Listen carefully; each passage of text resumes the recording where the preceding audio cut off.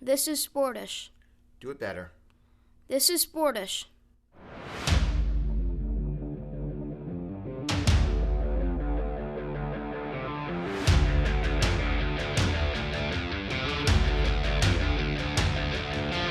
This is Sportish.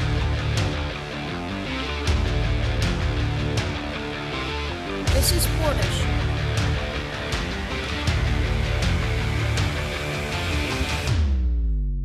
This is Sportish. This is Sportish. It's the program that's sort of about sports that we began during a global sports shutdown. I'm Geoff Brault. He's Dr. Keith Strudler, director of the School of Communication and Media at Montclair State University. Shout out to our producer, Mike Wallace, who hasn't actually come to a live taping in months now, yet every show we still mention him right off the top. Thanks for hanging out with us on For the Fans Network this Wednesday night or Thursday morning, depending on your perspective. The fact that you're here means you know who we are. We're on your TV. We're in your living room right now. Maybe you're listening to us as a podcast sometime after the fact. That's cool too. We need your help because Keith and I have been thinking, how can we raise our profile? We're always trying to, get more people to know who we are, what this program is. We may have a new way forward this week, Keith. The International Olympic Committee has announced that in the 2024 Olympics to take place in Paris, for the first time, they will award medals in the sport of breakdancing. And I feel like if we get started right now in training, we might have a shot. Well, I'm going to tell you right now, breakdancing is a very athletic sport. I think both of us probably lack the skill sets required to excel in this competitive industry. I will also say we are probably behind a long list of people from the 80s who are finally ready, who have been sitting in their house in parachute pants, waiting for the moment that they are finally recognized.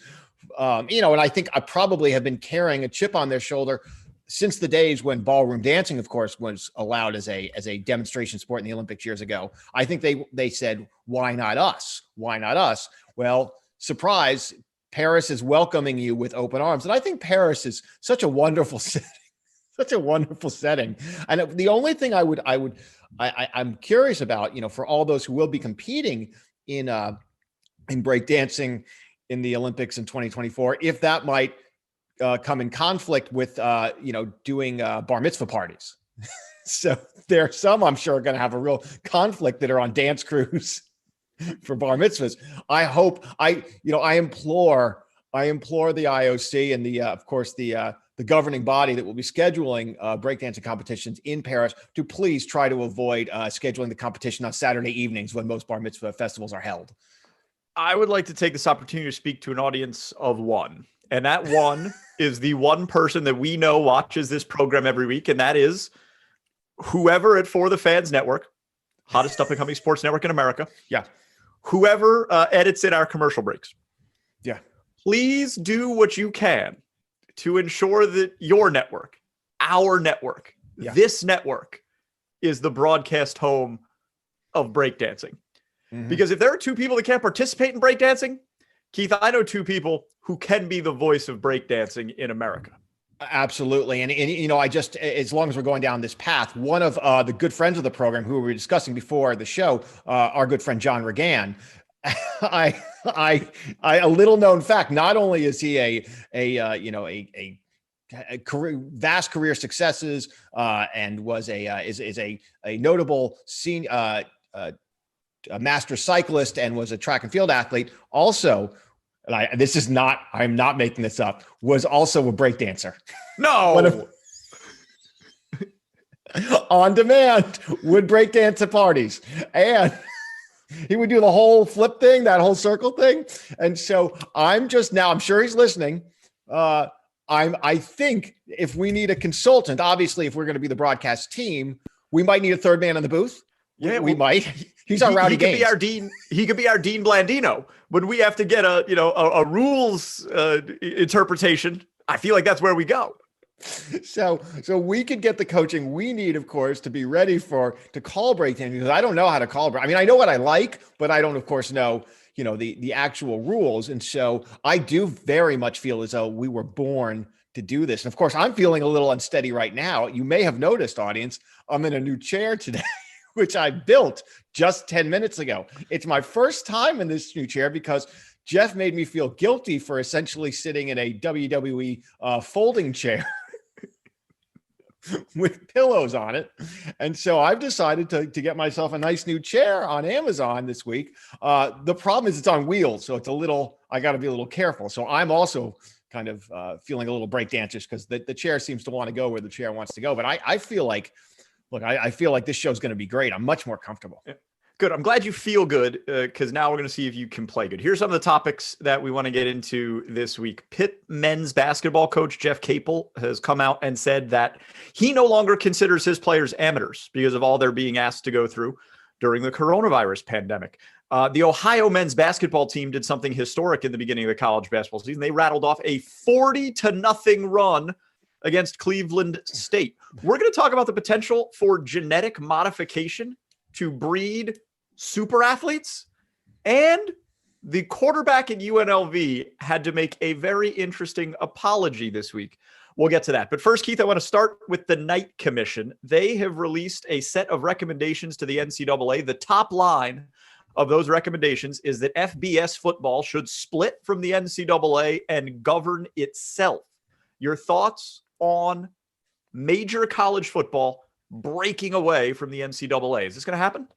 Well, we've talked about this for a long time. I mean, this is kind of the ongoing conversation that everyone says, well, it seems like a good idea. There seems to be a huge delta between, the lesser or, non-BCS, or excuse me, the non-Power 5 conference football schools and those, 60 or so schools that play at a higher level with budgets that are often 5, 6, 7 times the budget of their smaller counterparts. And increasingly, they're playing a different game. And the interests seem to no longer be in consort with one another, right? There were very few schools that were not in the Power 5 conferences, most of them in the American, and apparently Coastal Carolina as well now.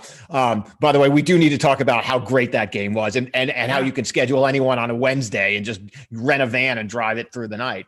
But so people have been talking about this for a long time. I think the one thing that's probably kept this from happening, well, maybe two things. One is the kind of some might call delusional kind of aspirations to hold on to this quaint notion of amateurism and allowing them to kind of collectively operate together kind of made that a little bit more simple. The other was the NCAA basketball tournament, right? What happens if they split apart? How are we going to have the NCAA basketball tournament?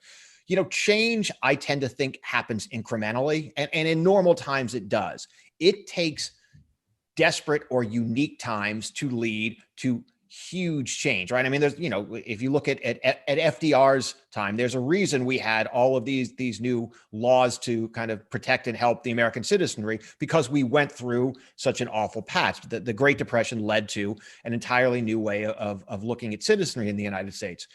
It is entirely possible that what we're dealing with through the pandemic and the way in which it's kind of really exposing the fault lines in college athletics and the divides and the way in which some schools are soldiering on and playing a conference-only schedule and other schools really have no way to kind of continue on and are continuously cutting sports and might not even have a Division I program.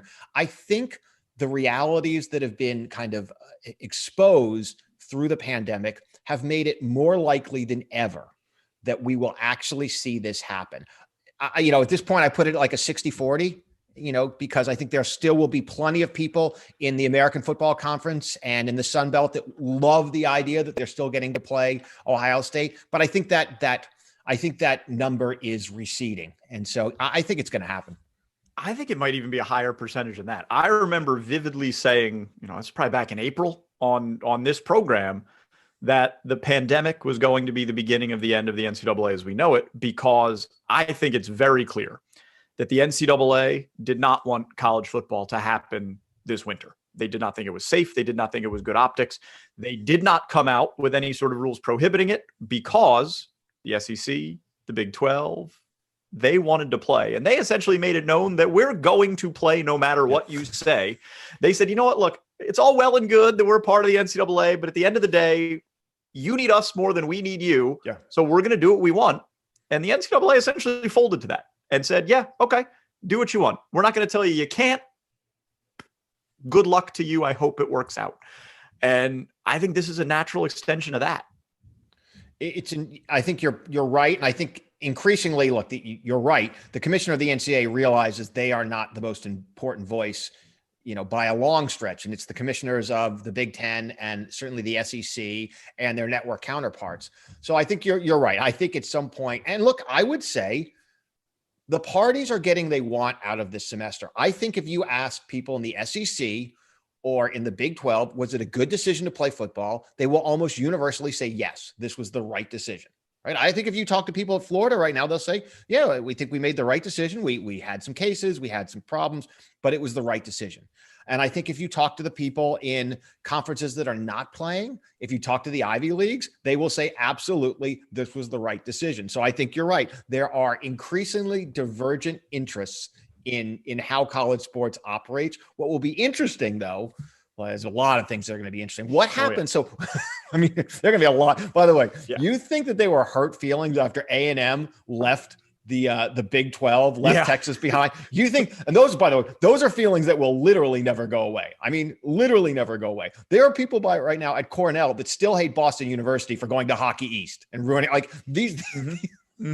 Like these things, they do not think about the hurt feelings of universities whose football programs are left behind when the Power Five say it was nice seeing you, Cincinnati. Like you had a good run. Yeah. Or good luck, UCF. Or break down conferences. Because if you eliminate Power Five from the NCAA, you've effectively eliminated conferences. Yeah. You can start from scratch. So you can create a league within the league, if you want. There's nothing that says that it would be just two tiers. It would be the NCAA running the FCS and the FBS as we know it. They could decide there's three different tiers among that. And now all the Sun Belt teams are going to play themselves in tier 3 and never have a chance to win the real national championship. There's nothing that says that couldn't happen. In fact, that was the last big NCAA reform like this, is when they chopped it up into 3 divisions and made 1, 2, and 3. So, I mean, you understand why this would be good for Alabama and Clemson and Ohio State and the schools with big power football programs. I bet at the end of the day, it's bad from a revenue standpoint for more FBS teams than it's good for. And that might be the only thing that I think holds this up, is that there may be a majority of teams that don't benefit from this, depending on how it all shakes out. How would you like to be the athletic director at Marshall right now? Exactly. How would you like to be when you know you have a guaranteed pay game with West Virginia or with somebody like you do a road show? How would you like to be the Mean Green at North Texas right now that get up for a game against A&M in Texas, and you do a game out in California every year and you make enough money and enough visibility? Like how do you make that happen? How do you even recruit at this point? I actually think this is going to be, if this happens, which it very likely might, you might see 25% of those universities drop football altogether. I mean, because they no longer have the calling card. They'd come back to the FCS, which the NCAA would still sponsor. The FCS would be run under the NCAA, and they would probably retreat back to that. Do you think that would even be worth their aspiration? Look, they run at a deficit right now, and they find it through student activity fees and all these other things. And some, they make a little bit of money off of TV. It's going to be hard to get a TV contract. By the way, can I, as long as you mentioned, you mentioned Division I AA essentially. I watched almost an hour, well over an hour of College Game Day this Saturday because I was very excited to see them set up in Coastal Carolina, right? Yeah, Myrtle Beach. Shout out Myrtle Beach. The Strand. By the way, Northeastern kids, I know I'm speaking to a lot of you, we're from this area. Coastal Carolina is your new Southern destination. Like I check that out. Like I know there's a ton of kids that go to the Carolinas for college. It seems fun. I mean, USC is a hot spot. Clemson might as well be a New Jersey state school at this point. As should Alabama. I mean, I feel like every kid on this block is going to Alabama. And so Coastal Carolina might be your next fun thing. It looks like a great little town. They have fun sports. And they're 5 miles from the beach. Like, how did I not know about this? How did I not know? I don't know how you know about this, because this is not Coastal Carolina's first turn in the national spotlight. They won a baseball national championship not too long ago, inside this decade. I didn't know that. I had no idea. I had no idea. But that said, so on College Game Day, they run the top 25 teams on the side the entire time. Number 20 is Louisiana Lafayette, the Raging Cajuns. Yeah, well, I mean, this year. because I'm the talking Pac-12 about. and the Big Ten haven't I played. understand. I'm just play along. I'm just saying Okay, it I'm rolls sorry. along. That's not the punchline. I kept watching it come up, and I kept seeing Lafayette, and I knew that was Louisiana. Unfortunately, whoever was working in the graphics department for College Game Day actually was putting the Lafayette Leopards, the logo, the L. Easton, Pennsylvania's own. So for an hour plus, I think an hour and a half, 2 hours, they'd scroll through. It was Oklahoma State 19, Lafayette College with the L and the leopard, 20, 21 Oregon. I mean, and no one at any point said, hey, guys, no, like, how did someone from Lehigh not call and say, folks, we've played them every year for almost 200 years now. There's no way they're number 20 in the country. So that just a little side note. But my roundabout point to this is, I don't know that some of these schools that are playing because they want to play with the big boys want to now come back and receive. I don't know that they're going to be as interested in playing in a one. I think they may look at their ledger and say, you know what, maybe college football, prognosticating. There's a reason why some of these 1AA schools keep football. Their enrollment issues. There's just like a lot of these schools are kind of Northeastern historical schools for their alumni base, are kind of rabid followers of Colgate and again, Lafayette, these kind of schools. I'm not entirely sure that some of these schools, Eastern Michigan, I don't know that Eastern Michigan is going to see a real value proposition to them collecting student activity fees to play football. And so I think what will make it interesting for schools, like let's stick with Eastern Michigan as the example. The Knight Commission did not recommend any changes to March Madness, to the NCAA tournament. I don't understand why the Power 5 conferences would want to split off for football, but leave the NCAA tournament intact. You would think if they're going to split off for football, they're going to split off for men's basketball as well, and essentially destroy the NCAA tournament as it's known, so they can make a bunch of money. I have a reason for that. I keep men's basketball, and then men's basketball becomes sort of the FCS under the NCAA umbrella. I'm going to earn my chair. All right, here we go. All right, here we go. So here's 65+% of revenues are coming in from football. So these Power 5 conferences are getting most of their money from football, even though the smaller schools are getting most of their money, which is a much, much smaller share of cash from basketball. So they are securing their dollars through splitting away from football, which is where they're going to generate most of their money. Now, you could say, well, why not do all of it? I think first of all, they aren't losing that much money by keeping NCAA basketball opening to all. The reality is they are still collecting the lion's share in the tournament. True. And I think they recognize that the NCAA tournament, unlike college football, is spectacular because of the ability of the smaller conferences schools to have that moment in the spotlight. I think they recognize the value of the Cinderella, even though it doesn't end up with Cinderellas at the end, although this year's wild. But that's at their expense. And I think if you're giving them the chance to eliminate that risk and they can make the same amount of money by splitting apart, I don't know why they wouldn't. And I do think they would make pretty close to the same amount of money if the Power 5 ran its own basketball tournament at the end of the year. I actually think, and I would think you would agree with this, being such a big fan of mid and even lower tier college basketball. I think people love watching Gonzaga, which I know is not really mid, but I think they love watching the Butlers. They love watching all of those schools, Wichita State. They love that. They love, of course. Siena has a good run. They love that, right? Yes. Florida Gulf Coast. I think for what the nominal amount, in the end of the day, you're now talking about a nominal amount that it's costing Power 5 conferences. You think they're greedy beyond. You think they're like monsters. Keith, we have a saying on this show. This goes back to our old radio show. We have a saying. How much money is enough money? More money. From Wall Street too. I think this is a chance for the Power 5 to make more money. They are going to be setting up their own governance structure for football. Why not just naturally extend it to the only other major revenue generating sport that there is? Eliminate your risk of losing to South Dakota State in the opening round of the NCAA tournament. You're going to have full control over the broadcast rights of this other tournament. And you're probably going to get something close to, if not more money than you're getting under the current structure. I mean, I understand what you're saying. I actually think that there's still value in this big NCAA tournament. I love the idea that I can't remember which coach floated, put every single team. It was at the ACC that said, let's just play every team, all 200, 350 in them. Let's just play it down. Well, it was Duke. It was Mike Krzyzewski this year proposed that every team make the NCAA tournament. I love that. Which kind of already happens, by the way. It just starts with conference tournaments. Yeah, exactly. So the other thing, and again, we're kind of in this circle, but we're a little bit on the outside. There are relationships in college athletics. And I think, you want to, and there are people that go into their careers and move from one spot to another and they move up the ladder. Boy, I'll tell you, severing, like literally cutting the ties, that makes for a really tough Thanksgiving dinner. You got to consider the cost of creating the second governance structure. So if all of these FBS I got it already. Jack Ford, come on down. Jack. Who's going to be? It's Jack Ford or Oliver Luck. We know this already. There are not two more distinguished gentlemen in this country. So each individual school, right, in the FBS level is going to have to spend an awful lot of money to create this second governance structure.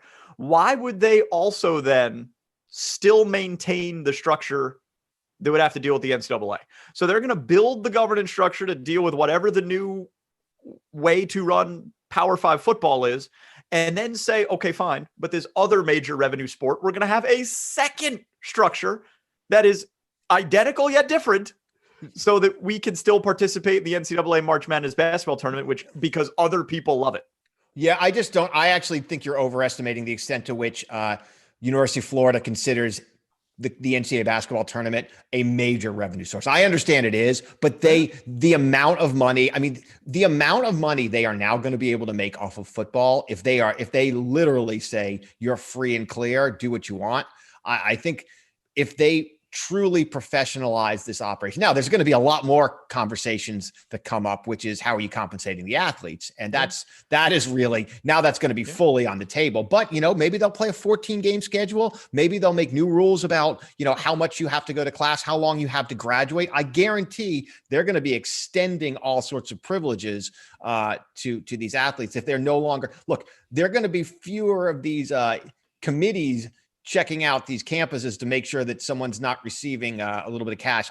Under the table. They're going to free and clear this. So Texas football is going to look a lot more like we imagine Texas football looks like anyway. The Knight Commission did recommend that players be able to generate funds based on their name, image, and likeness, which is something that if the NCAA,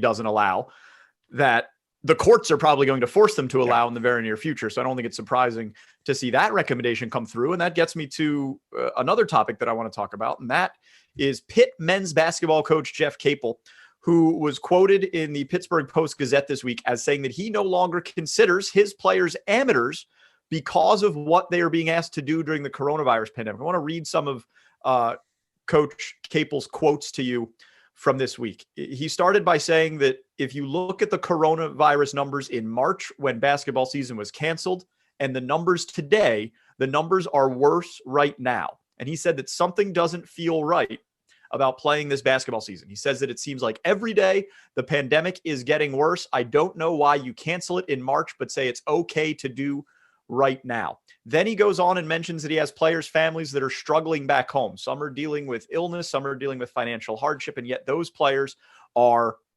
at Pitt getting ready to play basketball. They're taking their finals, they're practicing, they're competing, and now they are about to start crisscrossing the country and traveling to road games against the advice of the CDC. He agrees with what Mike Krzyzewski and Rick Pitino have said, that they think they should have delayed. He decries the lack of national leadership from the NCAA and having a season.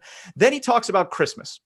He says that the NCAA mandates you have to give guys 3 days off. However, a lot of programs are not letting their student athletes off campus for the Christmas holidays, and you cannot go see your family at Christmas time. And that's something that didn't sit right with Coach Capel. That is what led him to say, quote, I feel for these young people. I don't think anyone can say anymore that these young men are amateurs.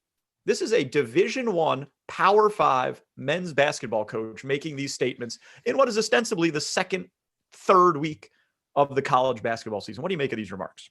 Well, the good news is they're probably all going to be grounded very soon anyway. So, as you've seen, with the exception of Baylor, who is now apparently is just chartering planes to travel the country to look for available competition.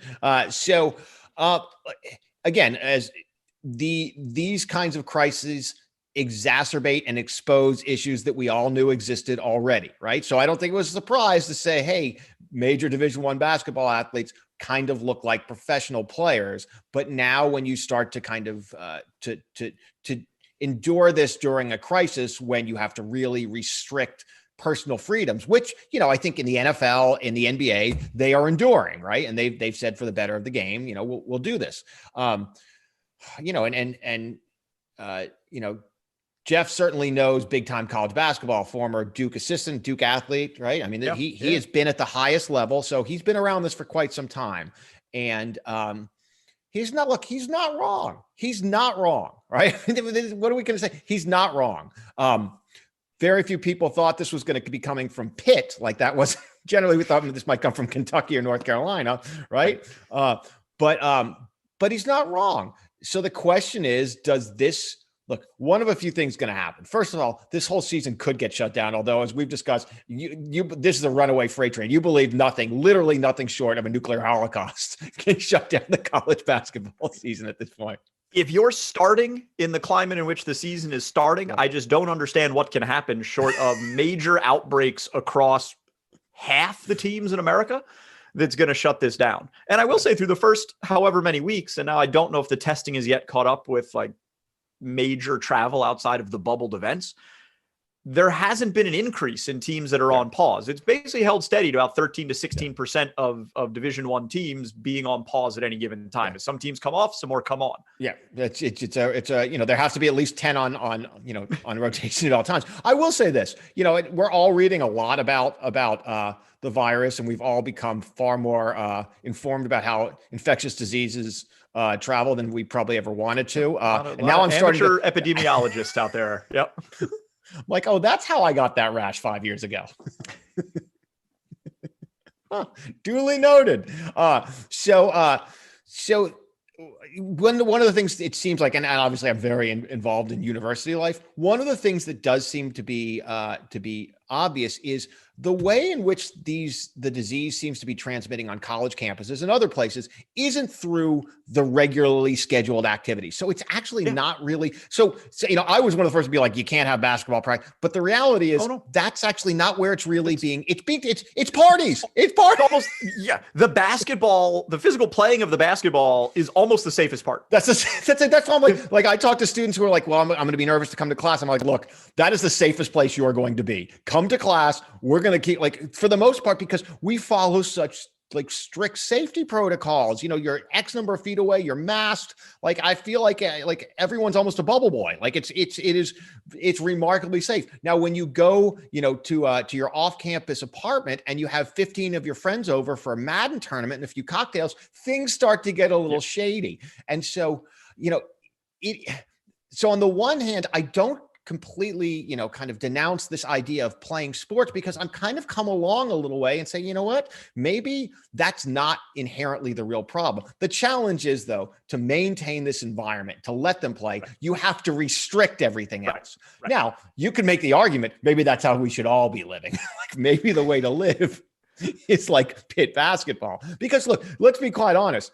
The one thing no college student should be doing right now is going home for Christmas. I understand they're home and we'll bring them back in February, and God willing, although you kind of, put me in a dour mood today because you gave me some bad news about the vaccine distribution. And you keep saying, by the way, and I don't like it, you keep saying I'm not going to be near the front of the line. And you won't be. I mean, look, I'm going to make it my life's mission to ensure you're not near the front of the line, because I know how much you want the vaccine, and I also know how little you need the vaccine. And I'm going to do everything I can do. I need it. I am this audience needs me to have it to make sure that you wait your turn. You wait your turn, mister. Because here's the thing. We all know that educators they seem to be in a lot of the CDC reports. We see education as and I know what you're thinking is like, well, you're not really an educator. You're a snotty, overpaid administrator, university administrator. You can literally, not just figuratively, I can literally hide my ivory tower. I can go into my office and close the door and say, Deborah, no calls today, please. I'm incubating. It is not safe here. Give me those air filters. So I understand. So I actually envision a case where somehow, our university is going to be setting this up, and you are going to be calling the nurse, asking them, reminding them that I'm not actually in the classroom. Look, you should know he has not taught a class in over 4 years. So I'm not even going to tell you if I get my letter, my draft notice, I am not even going to tell you when I'm going in for this shot, but I can feel my arm tingling already. So, I want this, but I will. So my point is though, look, we're all nervous on college campuses about the idea of students leaving and coming back. Like we're all nervous about this. Yeah, and so yeah. I'm not saying it's fair or right for basketball players to be kind of held, I wouldn't say against their will, because I know a lot of these players want to play basketball, and you know that you talk to a lot of these athletes. They want to play. They want to play more than they want to do just about anything in this world, right? Except unless you play for Cleveland State, of course. But if you've given up, literally given up. Somewhere when that run hit like 32 points, they were probably like, "We're doing this for what reason?" Ohio men's basketball, of course, rattled off an NCAA record, 40 consecutive points against Cleveland State last week. How do you not just drive the lane? How do you not just go, we're going to get fouled somehow? Like, how do you... That's like, how do you not get a free throw opportunity in there?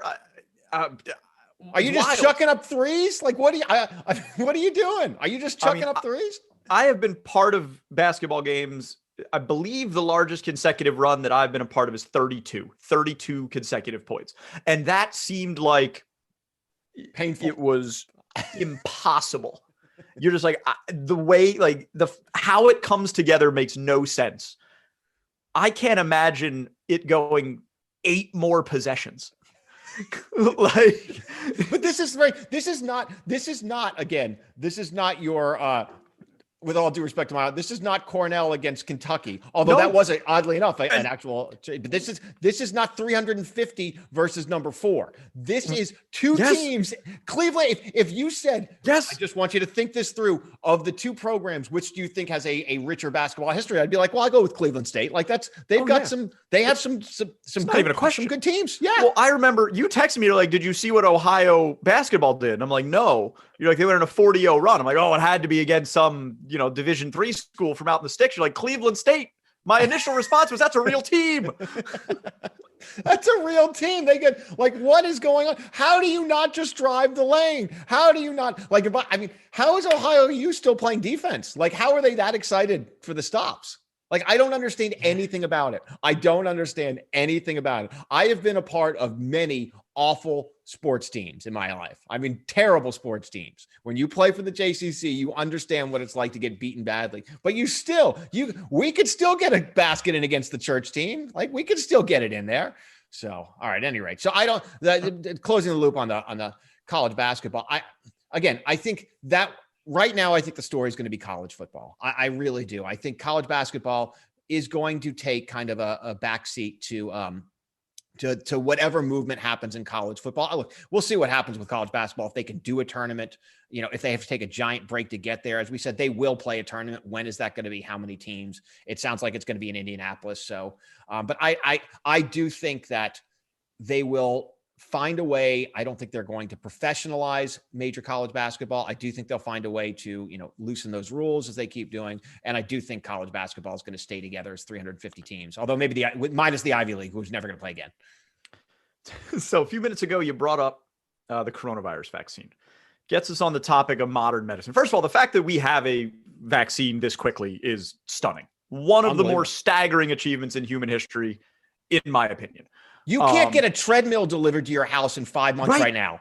Right. Like the supply, you can't get certain kinds of toilet paper for 5 months. Like if you're a big fan of Charmin's, like not the ultra soft, get in line. Ultra strong seems to be the ultra soft, which obviously has a more pronounced work cycle. I don't understand. Ultra soft, so we've all had to adapt to ultra strong.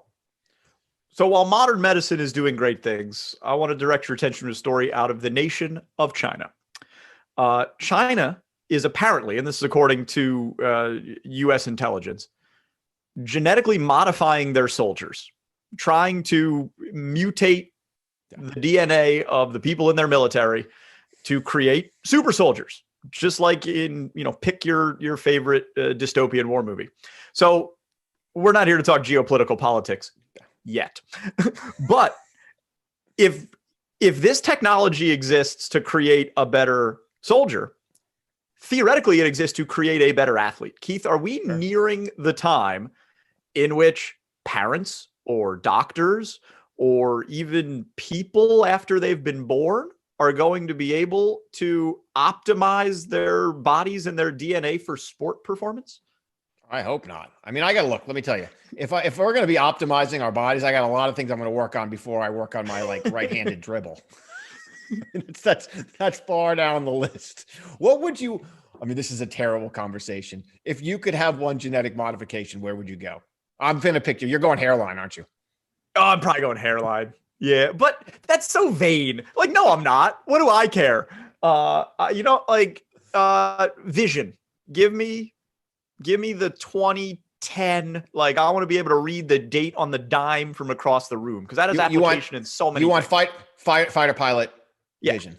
Yeah. So I always had like very, very well above 20/20 vision. That was was literally my only human gift. So same. So I've actually made this joke many times. Thank you, my parents. You've given me good eyesight and a moderately pleasant speaking voice. I can't throw a ball 90 miles an hour. I can't run particularly fast. I've got this hairline that you've thankfully pointed out to all the people at home. I really appreciate that. Oh, they see it. They've seen that.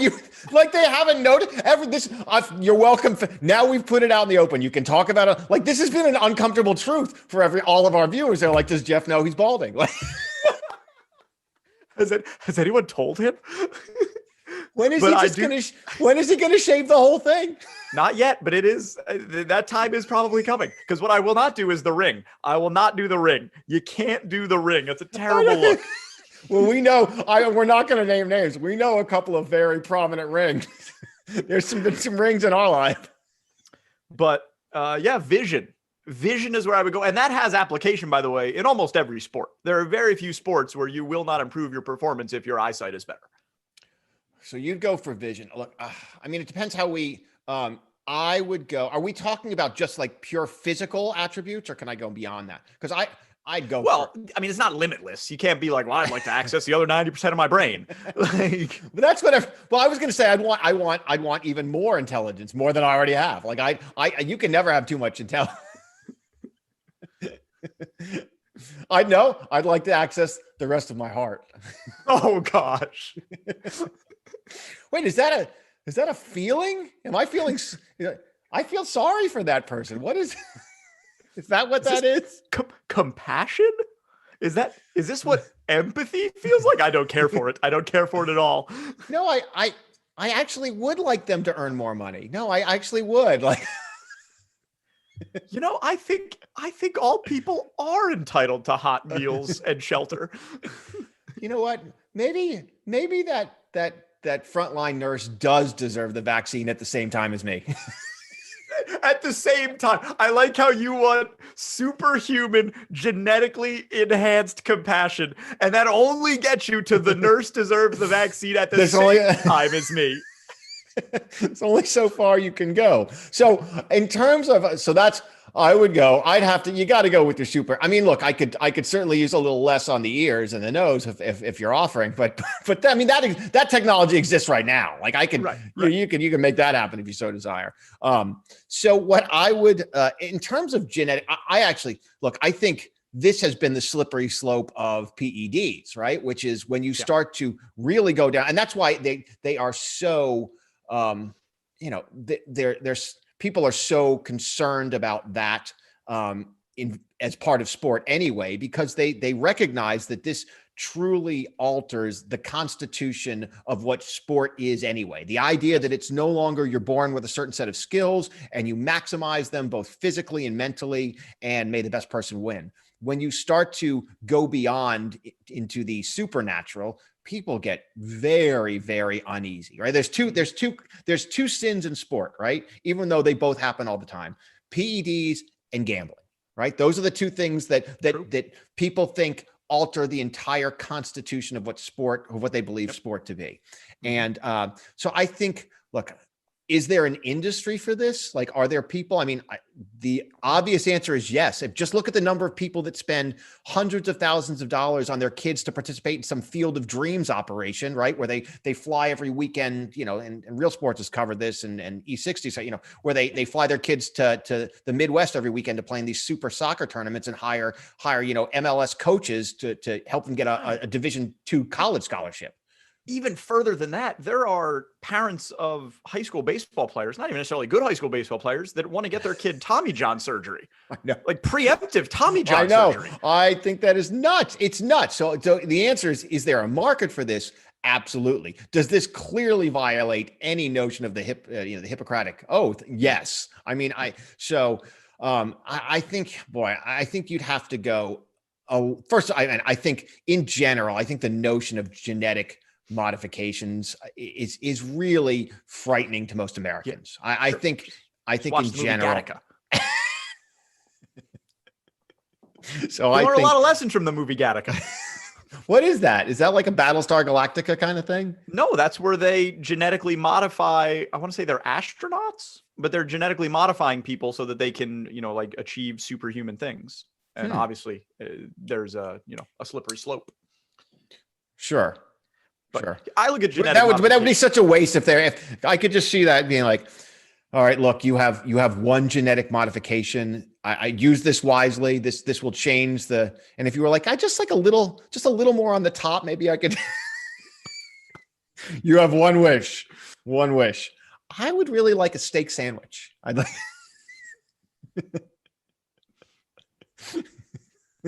Like that great Simpsons joke where Homer visits the Dalai Lama and they're like, you may ask me 3 questions. Really? Yes. Really? Yes.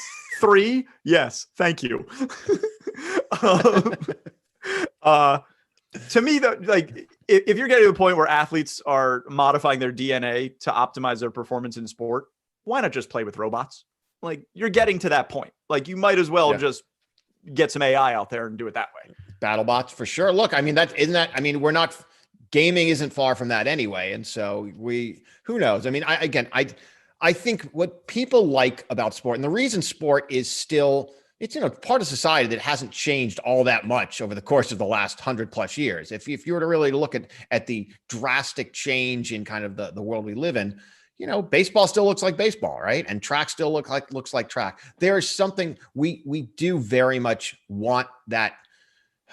It's certainly not simplicity anymore, but a certain form of authenticity. So I think it would be just understanding and knowing how difficult it is for people to accept, PEDs. I think, it would be, but now I'll tell you what, how hard would that be to regulate? I mean, if this, I know we're talking 30 years down the line, 40 years, but dear God, I mean, how are you supposed to be like, hey, I think before you were born, your mom visited this doctor. Like, I mean, and I mean, honestly, well, let's take, I mean, what's the slippery slope between that and sperm donors? Like, I mean, what, you really do start to get into this when you're selecting like, oh, he won 2 golds and a bronze, but 3 golds, like 3 golds, I'll take that. I mean, where do you go from that? So, and look, people do, not to get, now we're getting way off topic, in the sperm bank, I believe it's like, oh, Ivy League. Yes, please. Last and perhaps most important thing we need to address in this episode. The quarterback at the University of Nevada, Las Vegas, Max Gilliam, has had to issue an apology this week. And he had to apologize for this. Max apparently comes from a very well-to-do family that's well-to-do enough to send him, his brother, and a bunch of friends on a chartered yacht vacation. Good. This chartered yacht vacation was filmed for the Bravo reality series Below Deck, one of my favorite television programs. During this taping of Below Deck, UNLV quarterbacks Matt Gilliam and his charter cohorts requested a meal of sushi served off of a naked model. That's the only way they serve on Below Deck. You've seen this. You can't get sushi in any other way. That's the only way they serve sushi. The quarterback at UNLV, Las Vegas, Sin City, had to apologize for what he had to say in his statement was a lapse in judgment, saying he did not want to eat that sushi off the beautiful naked woman. He was forced into it by the producers of Below Deck. Keith, we have gotten soft as a nation with our apologies. We have gotten, if anything, who should be apologizing? All of the quarterbacks who didn't do this. They should be apologizing because they're not living their best life. I will say it's a bit odd that someone from UNLV had to travel to find Sin City. You would have expected this more from like the quarterback from Kansas. It's literally like the only place I can get sushi is in the the Hunan 1000 buffet or something like that, where it's $8.45 and you can eat. Public service announcement. If you're watching us in Kansas, do not order the sushi. That fish has had there's no body of water within any kind of reasonable distance that fish is not far beyond its expiration date. Boy, I'll tell you. I mean, my disdain for the breadbasket of the country. I mean, I know, with all apologies. You couldn't wait to say that. You know how much I hate those states in the middle. Colorado's fine. You got Aspen. Keith, for those of us that don't know your disdain for the states in the middle, can you describe it for us? It's visceral. Sometimes I have to take drugs just if I know I'm doing a cross-country flight. I tell them to wake me when we hit at least Nevada, right? Wake. Look, when we can see the mountains in Utah, you can shake me out of my slumber. I just want to know I'm safe. No, it's not all bad, but okay, I'll give you defend Iowa. You like Iowa. I like Iowa. I could defend Iowa. Iowa City is one of my favorite places I've been. Sleeper town, great city. I can defend Iowa. Des Moines also gets a bad rap. One of my favorite bar in America is in Des Moines. Yeah, shout out Hello Marjorie around the corner from the Marriott. What a great bar. Texas, Florida, New York, and New Jersey. These I tend to gravitate to the big states, the big cities. Texas and Florida, and you're out here complaining about other states? Yeah. Oh yeah. Florida? You want to go to Florida? You want to go to North Dakota? I'll let you choose. The only problem with Florida is Floridians. Well, that's true. How many times do you have to say Google Florida man on this show before people understand? So let's now in terms of look. I think if only we had more time, I'm pretty sure we could get someone from all 50 states to turn us off. That means we got at least 50, and you're gonna have at least 2 or 3 from the big states. I'll take it. Hear me out. I will say, go ahead. Each episode for the next 50 episodes, we say why one state is awful. Oh, I'm game. I'm game. We alienate one state a week for the next year. Oklahoma, I'm coming for you next week. I'm coming for you. I'm picking the low-hanging fruit. Now, by the way, UNLV, if you didn't want to eat the sushi, Mediterranean Below Deck is probably not the right. It's not a low profile operation. But I know, Jeff is very jealous at this point. That is a bucket list for you. All right, we're out of time on this episode of Sportish. What an around-the-world trip we took here, from breakdancing in the Olympics to genetically modified athletes to soft apologies from the quarterback at UNLV. Hopefully you'll join us next week when we'll do it again. Thanks. See ya. Thanks for listening to Sportish. See you next time.